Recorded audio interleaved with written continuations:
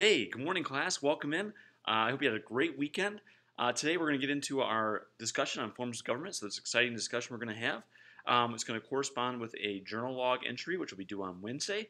You're going to have your first project, too, which we're going to unveil today as well. So, I'm going to talk about that in our Zoom meeting. But let's get into it. Let's talk about forms of government. Okay? So, understand this, no two governments are exactly alike. All right, all governments are products of human needs and experiences, and are all good. They're going to be very different across the way, across the world. They're going to have their differences. All right, but there are three things that define what a government is. The first thing is this: who can participate in the governing process? Who is involved? Who has the opportunity to vote? And who has a say in government decisions? The second thing is the geographic distribution of governmental power within the state. So how is it allocated? How is it redistributed? And then how is it organized? So we'll talk about three different types there. And then also lastly, the relationship between the legislative and the executive branches of the government. Okay, that's gonna define a government. So we want to talk about our first one, democracy. As you guys know, okay, in a democracy, supreme political authority resides with the people. The people hold the sovereign power, and the government is conducted only by and with the consent of the people. Okay, there are two types of democracies, though. All right, the first type of democracy is a direct democracy, and this is done through the will of the people. All right, law is translated directly into mass meetings. This works for small communities. So you might see direct democracy at the local level. All right, very small communities, very small groups. They will handle it, on the spot. Sometimes in the classroom, when I take, hey, let's vote. Do we want to have a movie day or do we want to do our homework? That's direct democracy. Okay, we're making a decision on the spot. We're doing it, when it needs to be done. What we're really accustomed to in this country is a representative democracy. So these are situations where people are elected as representatives to represent the best interests of the people. It's an election year.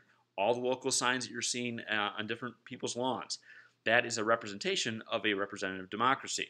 All right, these elected officials are responsible for carrying out the day-by-day duties of the government. Elections are going to be held, depending on the situation, how many years. Sometimes it's 2 years, sometimes it's 4, sometimes it's 6. They are going to be held. Ballots can be cast for or against a particular candidate. This is where you have situations where a Republican candidate will run and a Democrat will run. Okay, so you have situations where everyone is running against one another, but once they get into that position, they are representing our best interests. So we have direct democracy, all right, think of like a class vote, and then a representative democracy where we are electing people to represent us when they vote. Okay. All right. Next, dictatorship. We've talked about this one to an extent as well. As you notice at the front page, we had the Queen, we had Justin Trudeau from Canada, and we have Kim Jong-un from North Korea as a dictator. So a dictatorship exists where those who rule cannot be held responsible to the will of the people. Dictatorships are the oldest and most common forms of government known in history. Think all the way back to the days of Caesar, as he essentially became a dictator. You know what happened to Caesar. Dictatorships are either identified as an autocracy, which means it's a single ruler, or you have an oligarchy, which is a small group of leaders. Okay, all dictatorships are authoritarian. All right, those in power hold absolute power. And that cannot be changed without force, unless someone is forcing them out of their position.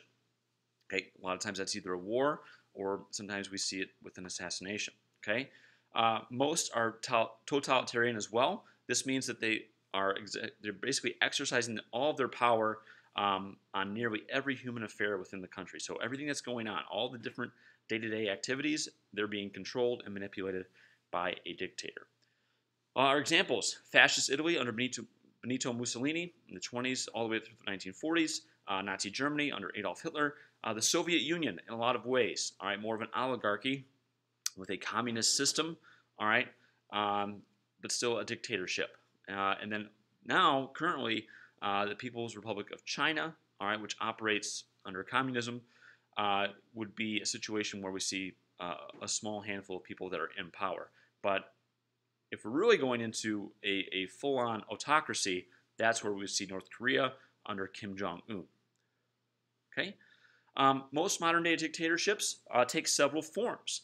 All right, armies, radical religious groups, industrialists, and others will compete for that power, and they will kind of push that dictator as a puppet. So you have people behind the scenes with a lot of different agendas running the show that are throwing out a dictator to control the masses, and that's what we start seeing in a lot of countries that have been stricken and riddled with dictatorships. All right, people can vote and do vote within dictatorships. However, they're casting one vote for one single party or one single person. So that person constantly gets the votes, and there's no other challenge. It's not a two-party system, not a three-party system. There's only one person in charge. Okay. Dictatorships are often militaristic, and the party usually gains power through force, whether it be through war, whether it be taking out the previous government. They are putting themselves in place by using force. Okay. Geographic distribution of power. So we have what we call a unitary government. This is a centralized government. Okay, Great Britain is probably our best example. This is a parliament within Great Britain. They hold all the power. They make all the decisions. They do it democratically. It is not done as a dictatorship. They do it democratically. They will vote within the parliament to make decisions on policy. Just so you guys are aware, the Queen for the UK serves as more of a figurehead. Okay, the Queen is there. But the policy decisions are being made by Parliament. Our federal government, this is something that's very common. Power is divided between a central government and several local governments. So think United States and then several different states within it. This creates a division of power. All right, both levels act directly on people through their own set of laws, officials, and agencies. Again, USA, Canada, and Mexico, whether it be provinces or states, represent a federal government. And then lastly, a confederate government, not to be mistaken with the Confederate government during the Civil War. A confederate government is a confederation. All right, this is an alliance of independent states. This structure allows several states to cooperate on matters of concern while maintaining their identities. The best example of this is the European Union, where they have free trade amongst 25 European states, and they have a common currency. So if you go from France to Germany, you can use the euro, and there's no issues. There's no problem. Okay, there's not a country-specific currency. The euro is good throughout Europe. If you've been to Europe before, you're very familiar with that. Okay. All right. Lastly, relationship between legislative and executive branches. So in a presidential government, the executive and legislative branches are separate, independent of one another. All right, they are co-equal.